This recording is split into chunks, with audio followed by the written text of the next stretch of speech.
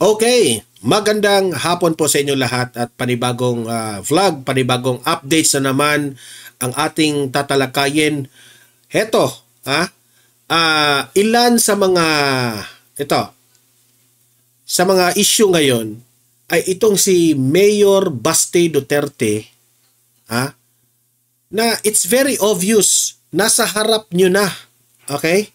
Sinabi ni Mayor Baste na takot sila dito kay Tambaloslos Romualdez at dapat raw paimbestigahan itong si Romualdez dahil lumalaki ang SALN. Dati, milyon lang ang SALN. Kalimutan ko yun kasi sasabihin niya yan, mga 300 yata yun, 300 million. Ngayon, umabot na ng bilyones ang pera ni Martin Romualdez raw sa SALN. So, nagtatanong lang itong si Mayor Baste. Okay? Yan ang ating itatalakay una. Pangalawa nating pag-uusapan ay itong si Mayor Vico. Sabi niya, huwag tayong pumayag na makalimutan ang issue sa flood control. Kasi, baka magaya na naman ito ng mga ibang issues na after isang buwan, 2 buwan, mawawala na naman itong mga issue na ito at makalimutan na naman. Isabi ni Mayor Vico Soto na he urges the public and officials not to let the flood control controversy be forgotten. Okay? Di pwedeng pagkatapos ng ilang buwan tatahimik. Huwag tayong pumayag, sabi ni Mayor Vico. Tama naman si Mayor Vico Kasi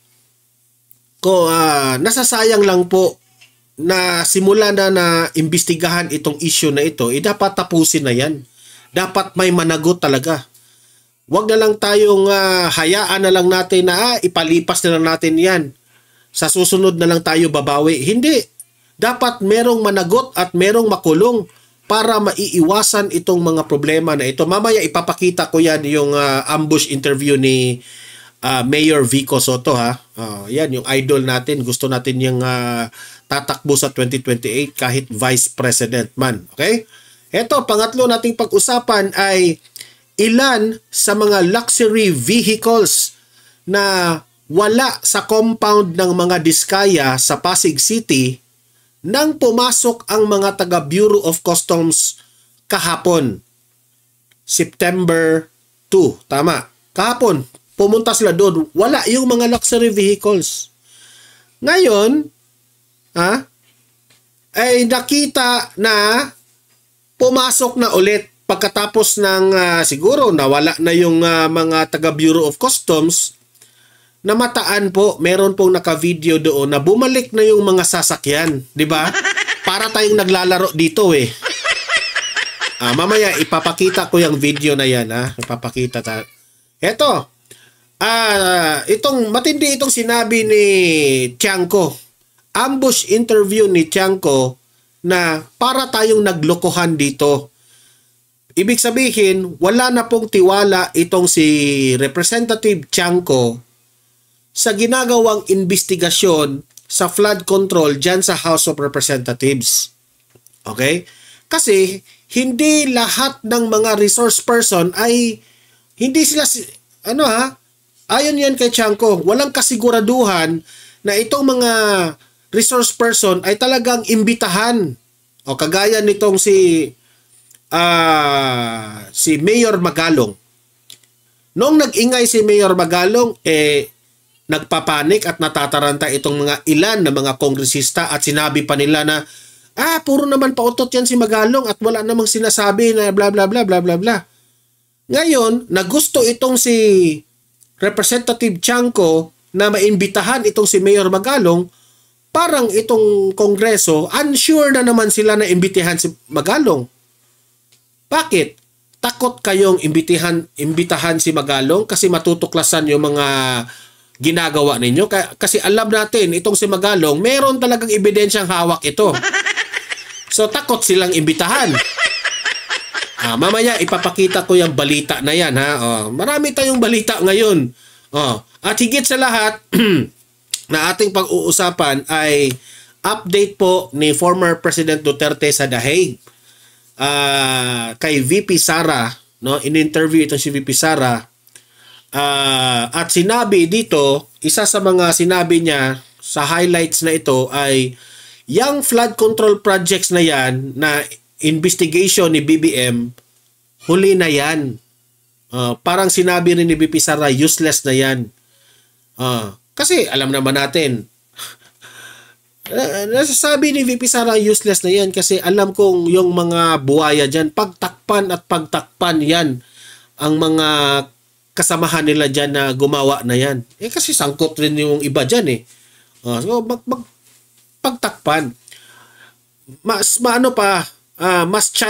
may pag-asa pa itong kay Marcoleta, Blue Ribbon Committee sa Senado. Dyan sa House of Representatives, wag na kayong umasa. Pagtakpan lang nila yung mga kasamahan nila dyan, no? Sabi pa nga ni VP Sara, hindi lang flood control ay ang merong korupsyon. Hindi lang sa flood control umiikot ang korupsyon. Marami pa sa mga ahensya ng gobyerno na nagkaroon po ng korupsyon.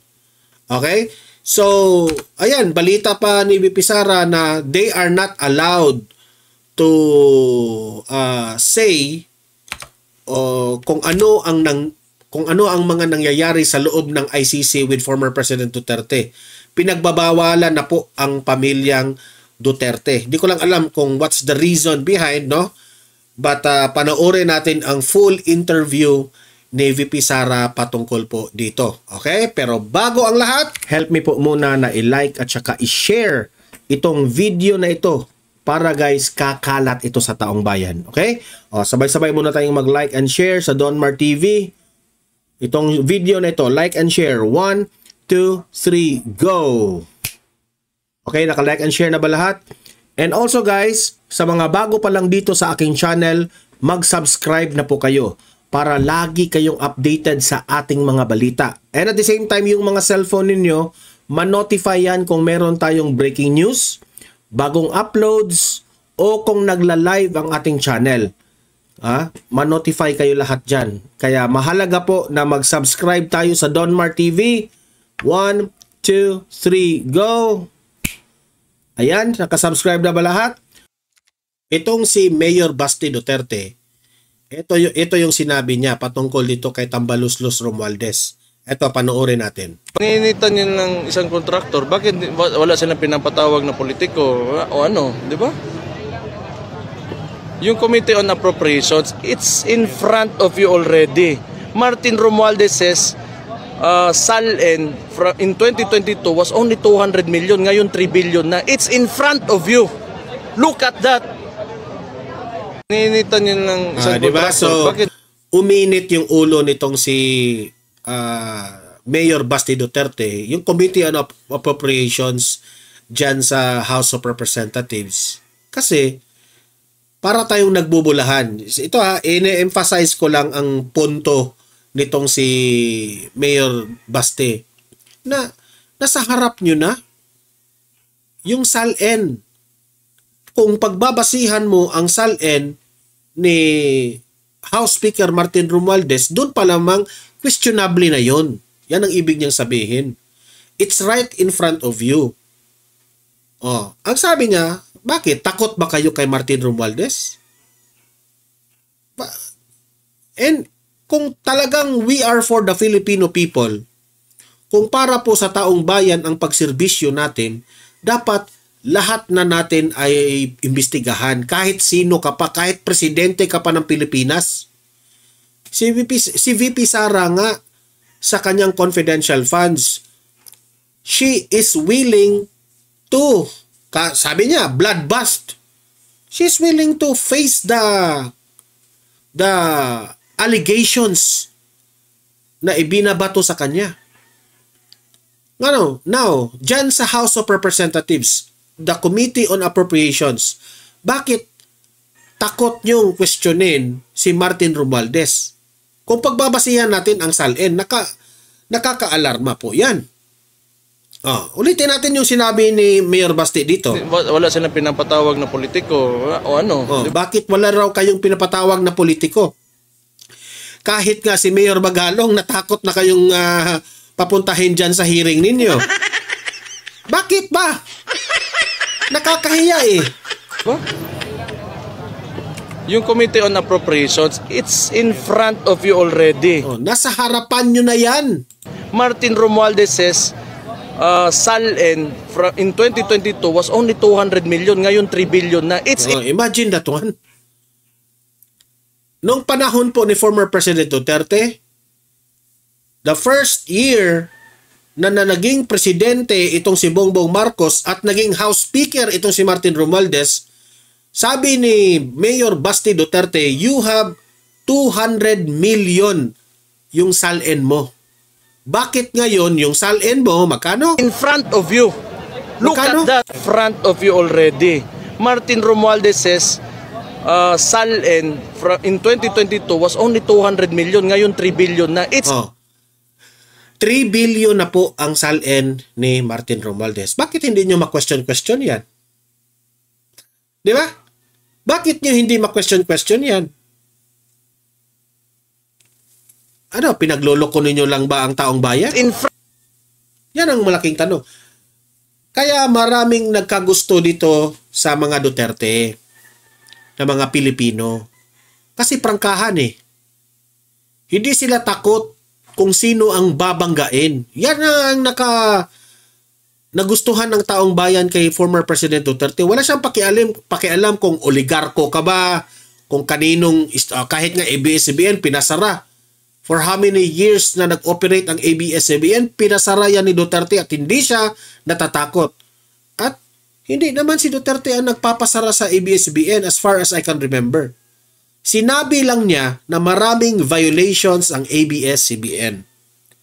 But, ang nagpapaimbestiga niyan ay ang House of Representatives at natuklasan mismo ng mga taga House of Representatives na maraming violations ang ABS-CBN. O di, tagal. Ganoon kasimple. Now, takot ba tayo? Dahil House Speaker yan? Paimbestigahan niyo. Si Saldico nga eh. Parang naglaho. Nawala lang na parang bula.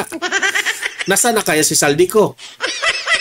Marami nang naghahanap ni Saldico. Naghahamon ka pa ng dati ni Vice President. Ngayon, ikaw na ang hinahamon ng taong bayan ngayon, Saldico. Nasaan ka na?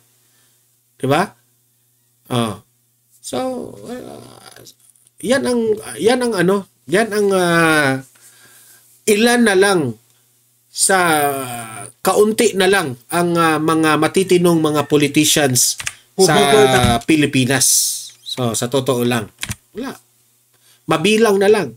At isa rito, si Mayor Vico Soto. Ito rin yun kay Mayor Vico Soto ha. Ito yung panawagan ni Mayor Vico Soto. Panoorin natin. Hindi pwedeng pagkatapos ng ilang buwan, natahimik na lang ang issue, tapos magkakalimutan na tayo. Hindi pwede. Huwag tayong pumayag bilang mga mamamayang Pilipino. So, sa mga audience ko dito sa Donmar TV, nananawagan po si Mayor Vico Soto na hindi tayo dapat manahimik sa issue nitong flood control na mga korupsyon. Dapat araw-arawin na natin mag-post sa ating mga social media at tanungin itong mga buwaya sa gobyerno nasaan na yung pera ng flood control projects. They will be held accountable of this palpak at mga ghost projects na flood control. Sisingilin natin araw-araw. Yan po ang panawagan ni Mayor Vico. Bilang government official, bilang ordinaryong mamamayan, bilang media, huwag tayong pumayag na magkalimutan tayo after 2 months, after 2 years for that matter. Kailangan manatiling buhay yung issue. Kailangan makasuhan yung mga dapat. So, sabi niya dapat makasuhan, yung dapat makasuhan. Meron nga akong nakitang post sa isang netizen na sabi niya, "Hay, napapagod na talaga akong mag-Facebook kasi lahat na lang feed ko, lahat patungkol po sa flood control. Siya na po ay nagsawa dahil araw-araw na niyang nakita ang balita patungkol sa flood control, ang korupsyon." Alam kong kayong taong bayan, alam kong napapagod kayo sa mga newsfeed ninyo sa social media, sa mga Facebook ninyo, sa Twitter ninyo, sa Instagram ninyo. Pero wag kayong mapagod manood dyan. Kundi post lang ng post tayo. Sisingilin natin ang gobyerno nitong ginagawa nilang flood control projects na mga palpak. O kahit alam ko sa inyo nagsawa na kayo, pero hindi pwedeng kalimutan lang natin itong issue na ito. Ako bilang isang vlogger, as much as possible, imo-monitor natin ang mga investigasyon sa House of Representatives at dito sa Senado. At tayo po ay magbabalita kung ano ang kakulangan ng investigasyon. Babantayan natin yan 24 hours para ibalita sa inyo kung ano na ang nangyari at meron bang na mga napaparusahan. Hindi pwedeng hayaan na lang natin sila. Maraming nakulimbat na pera. Kaya tayo naghihirap ngayon dahil dito sa mga ginagawa ng mga buwaya sa gobyerno. Tama si Mayor Vico. Tama si Mayor Vico. Nakakahiya, sobrang nakakahiya po. Masakit mang sabihin pero sobra pong mabiblame ang administrasyong Marcos dito. Pinabayaan nila ito eh. Ayaw nyo kasing maniniwala noong isiniwalat ni Sas Rogando Sasot yung mga ginagawa sa House of Representatives. Yung hindi mo pera yan. Si Sas Rogando ang nagpasikat nung sa hindi mo pera yan. Alam, marami. Kung hindi nga binanggit sa SONA ng presidente, hindi ito mapaimbestigahan eh. Kung hindi finact-check ito ng Panginoon, yung baha, hindi na kasi mapigilan eh. Nagtataka na ang tao, bakit baha ng baha? Ang daming flood control pero mas lalong bumabaha. Yun pala, mga ghost pala at yung iba kapalpakan. Nasisirang mga flood control projects, kaya pala bumabaha lalo. Ayan, finact-check na ng Panginoon. Kaya ngayon, hindi tayo papayag na maglaho ito na parang bula lang na mawala itong issue na ito. Hindi tayo papayag. Araw-arawin na natin ito. Okay? At heto pa ang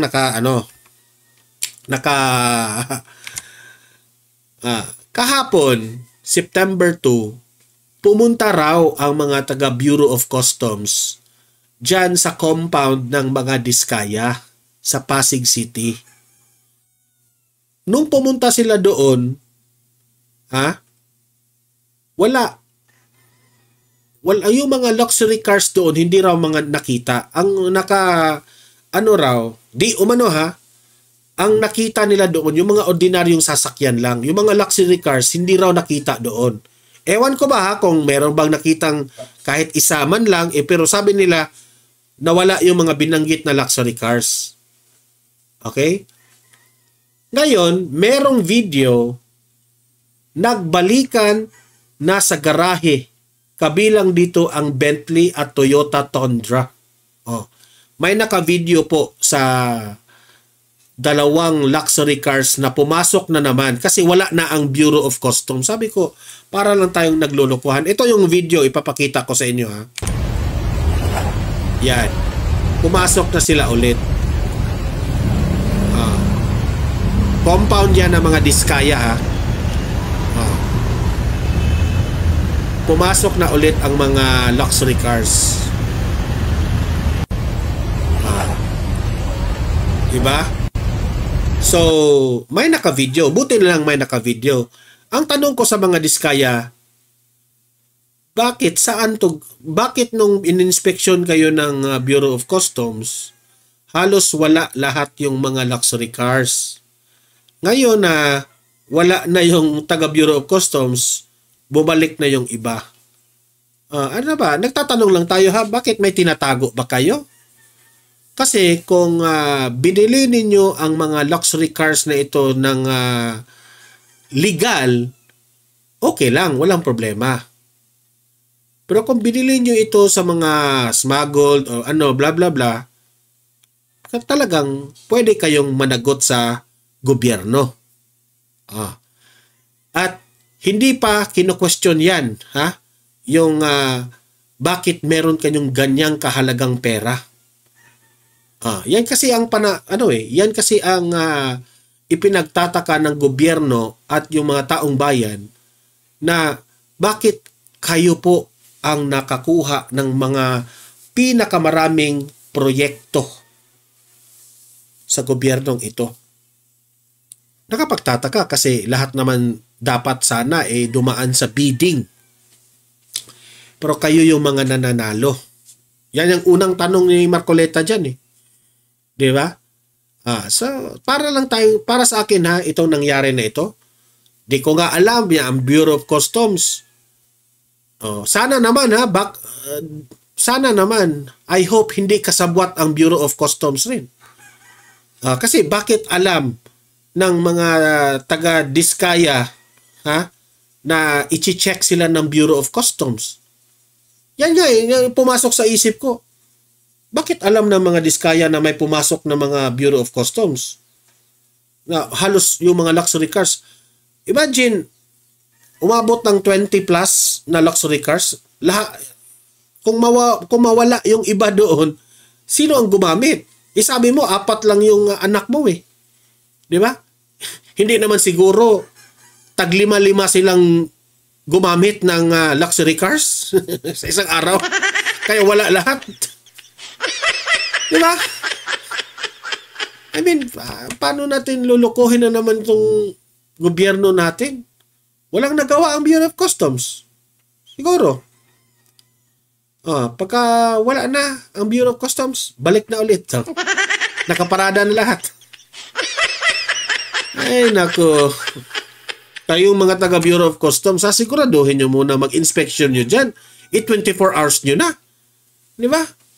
Huwag kayong umalis dyan kasi babalik na naman yung mga nila, bantayan nyo at sabihin nyo saan ba ito nakaparking ito mga sasakyan ninyo. Sinong gumamit? Pumunta kayo dyan wala pala yung mga sasakyan dyan. Ay nako, I hope lang talaga maimbestigahan yan. Hindi naman tayo nag-aakusa pero kung ito ang proseso para maimbestigahan sila, okay, just follow the process. Ganun lang. Yeah? Ito. Punta tayo dito kay Ito. Partida pa ito Ano ito? Si Tiangco ay kaalyado ito ng nila Bongbong Marcos. Ito pa yung si Tiangco, kaalyado pa nila ito ang hindi po nagugustuhan itong mga pag-imbestiga nitong sa flood control kung sino ang mga sasangkot. May question pa siya. Ito, panoorin nyo ang buong hinanaing nitong si Tiangco. Google tapos yung VH2 saan mo pinakita yun? Hindi. May record yun okay, ganito, no? Number one, di ba, first of all, for the talagang, I have reservations, di ba? Parang hindi naman din namin pwede sigahan yung sarili namin, hindi naman pwede i-override namin yung sarili namin, di ba? Pero, ang nangyari, yan po ay pinag-ito ang senaryo at pinakusi. So, kanina nag-motion si Congressman Derice na sabi, imbitahan si Congressman. Ang pinagtatanong paano daw magiging Guys, just listen carefully kasi meron kasing audio na pumapasok dyan Nag-i-interview sila na merong interruption ng isang vocal rin na merong sinasabi. So, focus lang kayo sa anong sinasabi ni Toby Tiangco. Source person. Isang congressman pwede maging source person at hindi pwede mag-testify under oath. So, paano yung sinasabi ng congressman ng congressman walang pipiliin. Yung palang sa pagiging resource person, pinili na siya na hindi na siya pwede. So, kahit yung the commission ganun agad yung congressman protektado na. Number two, yung kay Mayor Magalo, di ba? Sinabi ni Mayor Magalo, pag pinatawag siya, sasabihin niya, sinabi ni Congressman Abante, sige, Huwag mo naman kaming, wag daw lahatin, sabihin mo yung pangalan. Ano itong sige, patawag ka namin. Ngayon, si atat itong si Toby Chanco na ipatawag as resource person itong si Magalong, parang itong kongreso, ayaw na nilang ipatawag as resource person si Magalong.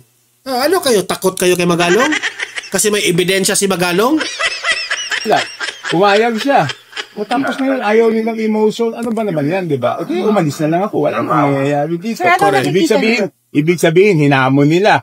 Payag yung tao. O tapos sasabihin, sige, titingnan natin kung kailan. Di ba dapat pag hinamon mo, nasabihin mo yung pangalan? Hinamon si Magalong, pagkatapos na pumayag si Magalong, wala nang klaro na kung kailan ipatawag. Takot pala kayo. Dapat hindi ba dapat kung sinabi mo, sabihin mo yung pangalan, gusto mo sabihin ngayon na? Di ba? Umalis na lang ako, wala mo pupuntahan. Gusto nyo sabihin, moro-moro talaga ito nga. Hindi, let's not use the word, let's be religion sensitive. Ibig sabihin, lokohan na lang. I mean, hindi pa pwedeng di ba? Sinabi na, mismo di ba, nandun pa yung nagsabi, sige, pumunta ka sa house, sabihin mo kung sino. O tapos request ko na mag-motion, ayaw naman, tsaka na lang daw, tapusin muna yung iba. Lahat naman gusto natin imbitahin Ba't hindi natin imbitahin? Di ba? Tsaka di ba sinasabi ni Mayor Magalong, pinakamalaki, 20% sa Committee on Wilson. Kaya kailangan si Saldico, kailangan si Mayor Magalong. Kasi sasabi niyo bang pinoprotektahan? Bakit si Saldico? Ipatawag nyo rin si Saldico. Di ba? Patawag nyo rin. Nasaan ka na, Saldico? Iharap yan si Magalong. House leadership. Ano pa ba? Hindi ba? Hindi ba? Obvious kami tayo. Hindi, si Magalong. Si Mayor Magalong. Ba't ayaw natin patawag? Saan naman? Pupunta ko. So, ano yung hawak niyo USP kanina? Hindi, kasi diba, sabi ko, 13 billion kasi diba, makikita mo kasi, doon sa records, kung sino yung proponent. Okay? So, ang sinasabi ko, doon sa 13 billion, si Congressman Saldico is a proponent of 13 billion pesos plus worth of projects. Nakalista yung isa-isa para hindi na sabihin nag-invento ko. Ang point ko is, di ba dapat, kung kaninong distrito yung project, siya yung nag-request, di ba? So, bakit lumalabas, Congressman Saldico, ang nagre-request ng proyekto worth 13 billion at ilalagay sa isang distrito? Ay, number 1 yun.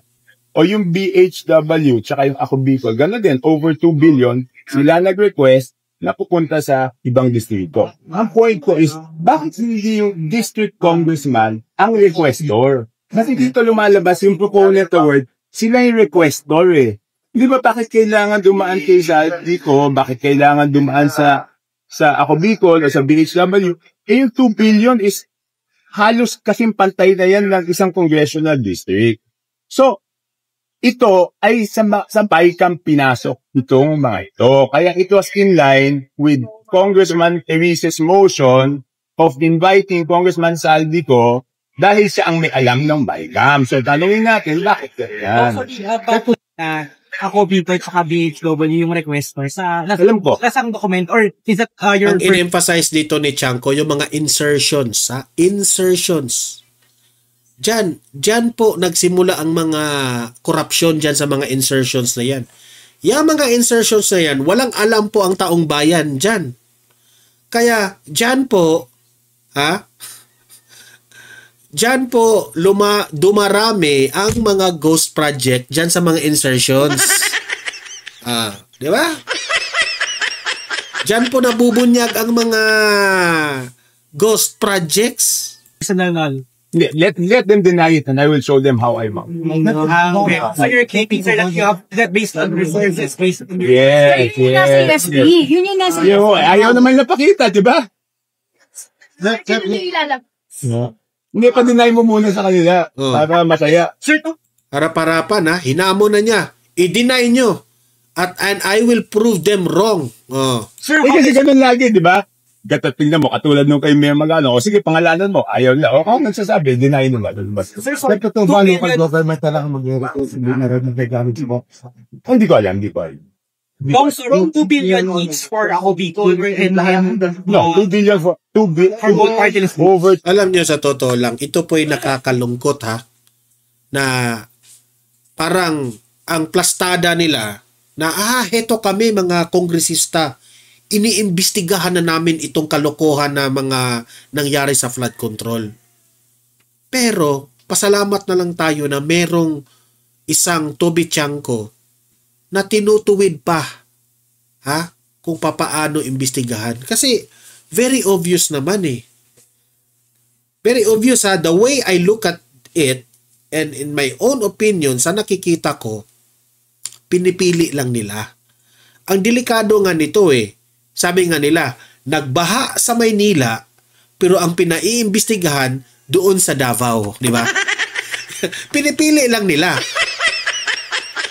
Kung kalaban ka ni Martin Romualdez, yun, idiin natin sila doon sa kanilang mga flood control. Parang ganun ang mangyayari.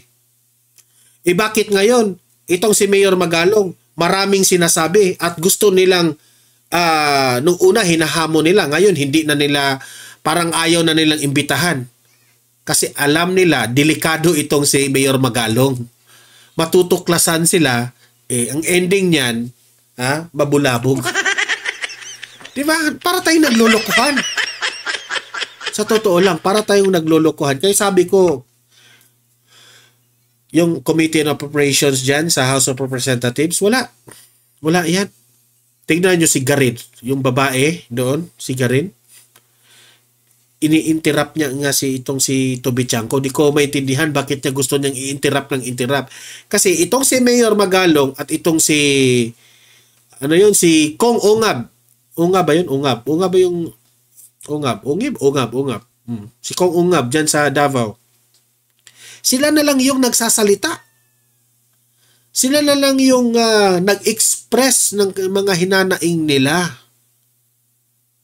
Na kung mag-investigate man tayo, thoroughly investigate it all. Kahit nga itong si Zaldico at itong si House Speaker Martin Romualdez, isalin nyo na. Yung mga mayors na nagpalabas ng kanilang hinanaing sa social media patungkol dito, like si Mayor Magalong, ipatawag nyo na lahat as resource person. Ang hirap sa inyo, magpa-investigate kayo, pero Duterte na naman ang punteriya ninyo. Ay nako, politika pa rin yan ang sinasabi ko sa inyo, na itong mga government officials na ito, they are not for the Filipino people. They are for sa kanyang mga kapartido at kanilang mga kaalyado sa politiko at sa politika. They're not for the Filipino people. Kaunti na lang yung mga matitino dyan, sa totoo lang. Sabi pa nga ni Mayor Baste, bakit? Takot kayo ni Tambaloslos? From 200 million, naging 3 billion yung salin mo. Wow! Wow! Ha? Ay nako, naglokohan tayo dito Kawawa ang taong bayan. O heto, panoorin rin natin itong si Vice President Inday Sara Duterte, balita sa The Hague. Ang flood control investigation ni Bongbong Marcos, sabi ni BP Sara, ay huli na. It's too little too late already. Hindi lang flood control ang may corruption. Sa mga iba't ibang ahensya rin ng gobyerno, meron ring mga corruption na nangyayari. Ayan, VP Sara, pasok. Kamusta na po si Tatay on your visit today? Yes, oo. Ni-remind kami ng detention unit na merong kailangan sustain na mga conditions sa visit, no? So, from now on, bawal ikwento kung ano yung mga nangyari sa loob at ano yung mga pinag-usapan sa loob. I can only say na President Duterte is still alive. Yun lang po, ang hanggang doon lang po. Kasi bawal na nang sabihin nila kung ano ang mga nangyayari sa loob. Bawal po magbigay ng information. Mga information na pinag-usapan sa loob. You're the one who owns the stroller? Ha? Ikaw? Ay, meron pa palang mas mabasilan. So, but even as to his health, wala pong balita. Kasi, We're not allowed to give update. okay, anyway, but kayo, VP, will you be here during the hearing on the 23? Inaayos pa namin yung schedule namin. So, hindi pa namin alam kung sino yung makakarating sa September 23 para sa confirmation of charges. But likely, merong relative na darating. Sigurado yon kasi kailangan talaga na merong, sabi ko sa kanila, kailangan talaga na merong bumibisita sa kanya whenever allowed ng detention unit na pwede lang. Nagtatanong lang po yung mga taga-Japan, meron daw silang big gathering sa 2021 and they want to know if you can join them also in Japan. Oo, nag-confirm naman na kami sa mga organizers sa Japan, led by Sir Berwin. September 20 sila sa Tokyo and then September 21 sila sa Nagoya. So yung buong weekend na yon, Saturday, Sunday, merong Filipino community gathering sa Japan. And I understand, meron din dito sa The Hague, no? And likely, marami din sa loob ng Philippines. Well, on another note po, nagtuloy na yung pagdinig ng flood control program at sa Senado at nag-anunsyo na magbubuo daw ng independent fact-finding committee sa flood control. Your thoughts po? Well, sabi ko nga lagi, too little too late yung administration. Alam naman na natin yung problema ng corruption sa flood control. Hindi lang sa administrasyon na ito, sa mga lahat ng mga dumaan na administrasyon, hindi lang sa administrasyon ni Pangulong Duterte. Alam na natin yan lahat. Naging mayor ako 2010s. Meron ng issue ng flood control corruption. And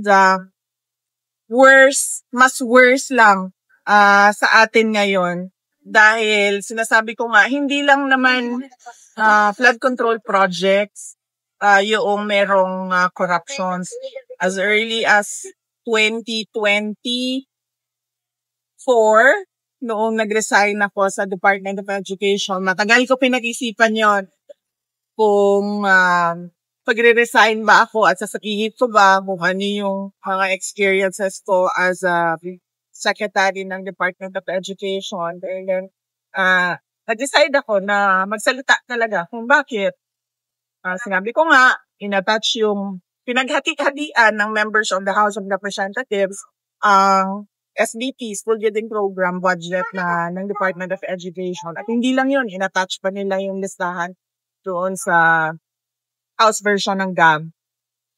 Pero, and alam yun ni President Marcos, ng BBM, alam niya yun, kasi tinake up din yun during a meeting in Malacanang.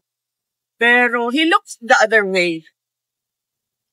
So, magdududa ka kung bakit bigla ngayon ay meron silang palabas na malaking investigation na flood control projects. Ibig sabihin, meron na naman siguro silang niluluto behind the scenes na syempre hindi natin nakikita dahil lahat tayo nakatutok doon sa flood control corruption. Kung seryoso lang talaga ang presidente, tapos na yan, isang araw lang, matuturo niya lahat. Correct. Na may kadatukan ng Ang nangyari kasi, parang pakitang tao lang itong sinabi ni Bongbong Marcos na imbestigahan, pinakita yung mga contractors. Tama si BP Sara. Kung ikaw, seryoso ka dito sa lala na corruption, kahit isang araw, 2 araw, tapos na itong problema na ito . Kung ipinatawag mo lahat ng mga sangkot na yan, tapos na yan. Di ba? Ang daming drama kasi nitong administrasyon na ito eh. Corruption sa budget. Pero, well, you can see, parang nanonood tayo ng Venezuela. Oo.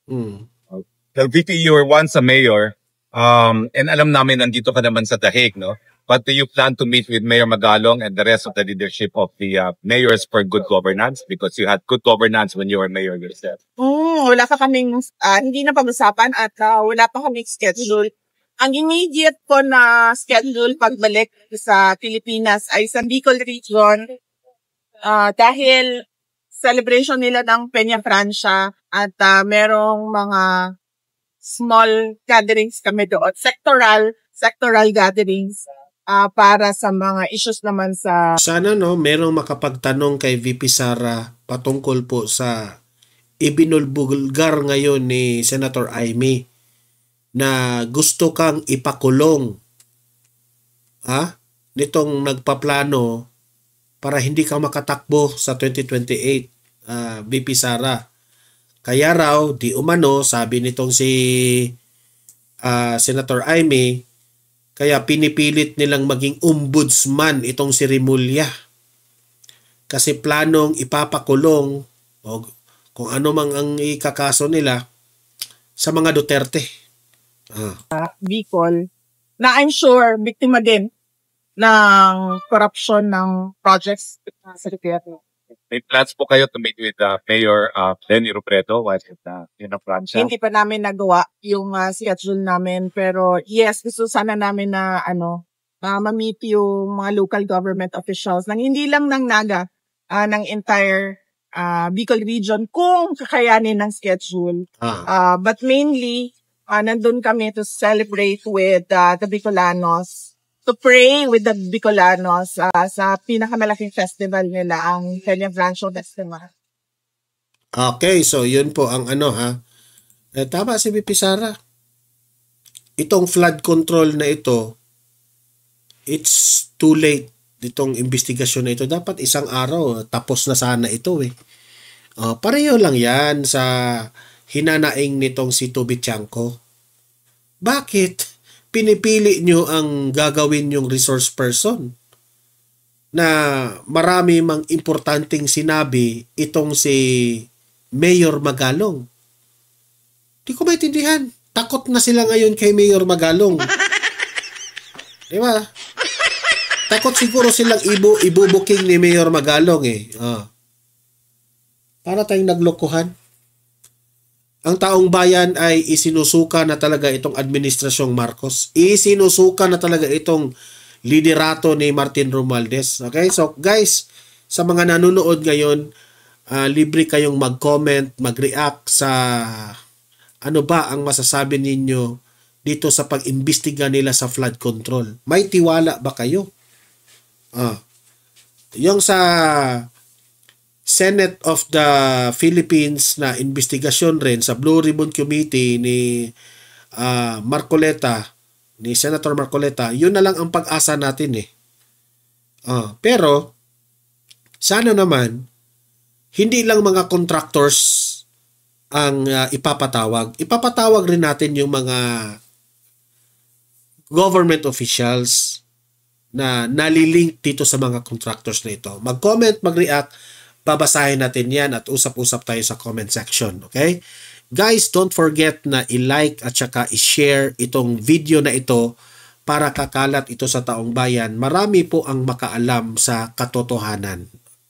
And sa mga nanonood ngayon na this is your first time na bumisita sa aking channel sa Donmar TV, i-consider na i-subscribe ito. Kasi walang bayad po ang mag-subscribe, ha? Updated pa kayo. Okay. So, see you in my next video. Have a great day. Have a great night. God bless po sa ating lahat. Mabuhay ang Pilipinas and God save the Philippines. Bye-bye.